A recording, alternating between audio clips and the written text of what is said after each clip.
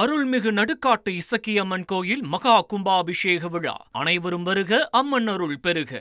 சட்டமன்றத்தில் ஆக்கப்பூர்வமான கேள்விகளை எழுப்ப வேண்டும் என்று மக்கள் மற்றும் தொகுதி சார்ந்த பிரச்சனைகளுக்கு முக்கியத்துவம் அளிக்க வேண்டும் என்றும் தமிழ் மாநில காங்கிரஸ் தலைவர் ஜி.கே. வாசன் வலியுறுத்தியுள்ளார்.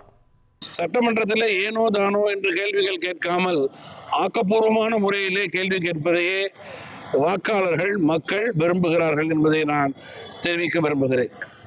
நேரடி ஒளிபரப்பு சட்டமன்றத்திலே தொடர்ந்து நடைபெறுகின்றது என்றால் உறுப்பினர்களுக்கு பொறுப்புணர்வு இன்னும் அதிகமாக இருக்க வேண்டும் என்பதுதான் என்னுடைய எண்ணம்.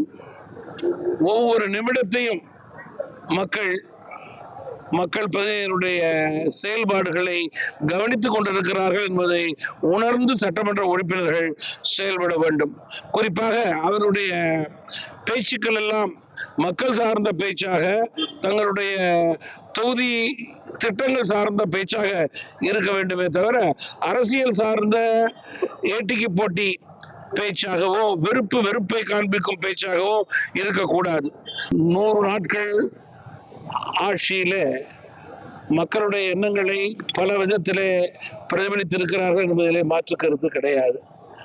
அதே நேரத்தில் முழுமையாக விவசாயிகளுடைய எண்ணங்களை பிரதிபலிக்க வேண்டும் என்ற கோரிக்கை தொடர்ந்து வலியுறுத்தப்படுகிறது. சட்டம் ஒழுங்கு இன்னும் இரும்பு கரம் கொண்டு அடக்கக்கூடிய சூழலை ஏற்படுத்த வேண்டும் என்பதுதான் எங்களை போன்றவர்களுடைய வேண்டுகோளாக இருக்க முடியும். அருள்மிகு நடுக்காட்டு இசக்கியம்மன் கோயில் மகா கும்பாபிஷேக விழா. அனைவரும் வருக, அம்மன் அருள் பெருக.